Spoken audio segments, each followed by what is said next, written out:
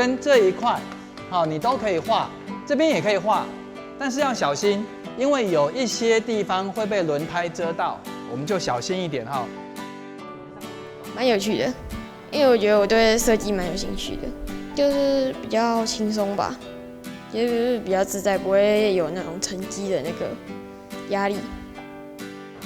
那我觉得在台湾，大家都比较重视学科的教育啦。那我们花在探索职涯兴趣的时间是很少的，甚至是很晚的。好，那可能要到大学了才开始慢慢摸索。那我觉得这跟国外是不太一样的部分。所以我们就是希望说，透过这样的一个体验，他可以开始去探索他的职涯的兴趣。第二个事情就是说，有一些学习成绩也许不是那么杰出的孩子，那如果他可以透过我们这个社团来建立他学习的成就，我觉得也是我们希望能够达成的一件事情。我觉得首先要很开心一件事情，说现在都是常态编班，那所以同学们天天都是一个小型社会这样在相处啊，他们彼此之间也不会去判断说以后你就是要只读书的，然后哪一群人你就是做工的，在教室里头不会有这样子的氛围。当大家都抛弃了这些东西之后，我们来谈记忆教育，他就会知道那个叫做试探，所以还是那种价值观，你有没有办法改变？那如果价值观不是以为说我做记忆教育就是以后要做工，这件事情大家就能接受。学科就是一直读书，然后这个课就是可以实际动手做做看，然后搞清楚这个到底是怎么运作的，然后从零到有变出来。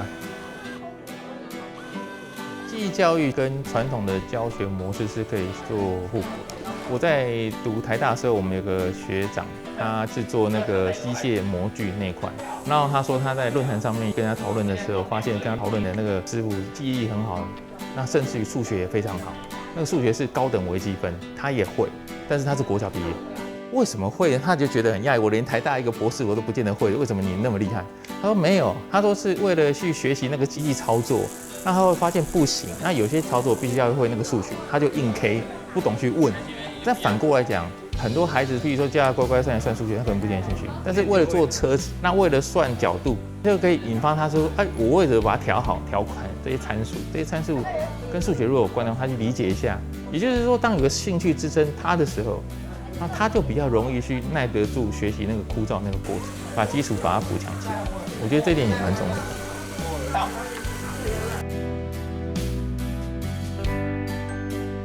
卡住之后，我用扳手，然后这就给它转开。转松了之后，它这个头就可以拔出来了。我觉得就是之前国中不会有这种接触不同领域的东西的机会，那像现在有台塑跟王长跟公益信托有提供这个空间跟这些机具，很少看到国中会有那么充足的机械可以让他们去制作一个东西这样子。大家的兴致是蛮高的，而且参与度是非常积极的，是这样。学校提供这样子的课程很好，一边想一边做会比较有趣，这样就是手脑并用。就你一边动手做，你还要用动脑想说，这个要怎么做，自己做出一个东西，你会觉得很有成就感。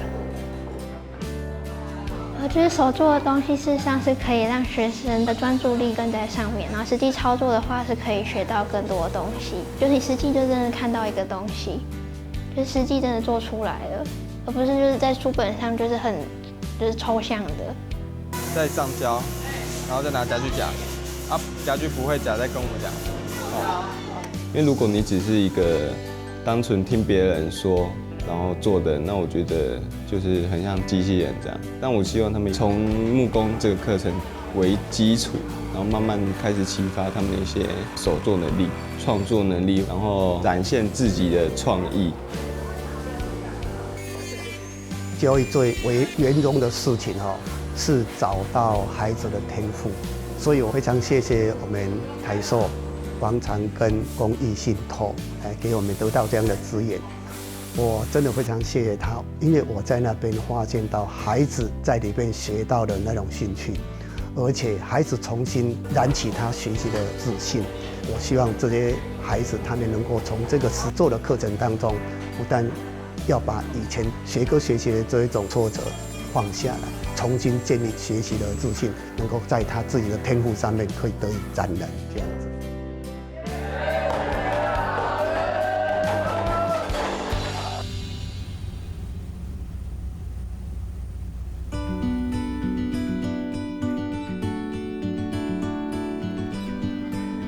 然后转到你要的地方之后，再转个弯过来，然后把它剪掉。主要是尽量我们是浅显易懂，把复杂的东西简单化，让他们能够听得进去的话，他们就会比较感兴趣。感兴趣，他们就会去动手做了。只要有成果，他们就会增强他的信心。那慢慢的，他就有兴趣。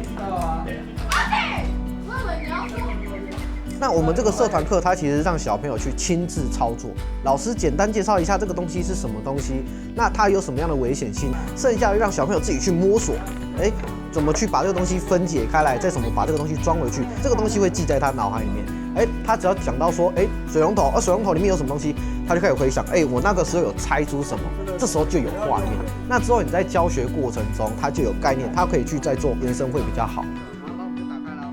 我本来就对水电有兴趣，因为我很喜欢猜那种就是水电之类的东西，但我自己又不会。有时候每个礼拜我最期待就是礼拜五这节，就是上这节课，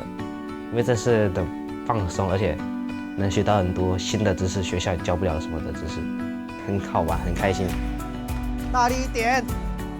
其实小琉球它本身因为观光业的一个兴盛啊，在水电方面的需求量很大，而且也真的很感谢台塑企业跟王长庚公益信托，因为这个计划真的很符合，不仅是符合小琉球的一个特性需求，然后也符合我们孩子的一个需求。那我一直觉得说，你不给孩子舞台，你怎么会知道他不会发光发热？对他们而言是一种很好的一个学习，就是从做中学，然后去发现问题、解决问题。那我觉得在整个对孩子一个学习的历程而言，这是一个很棒的体验。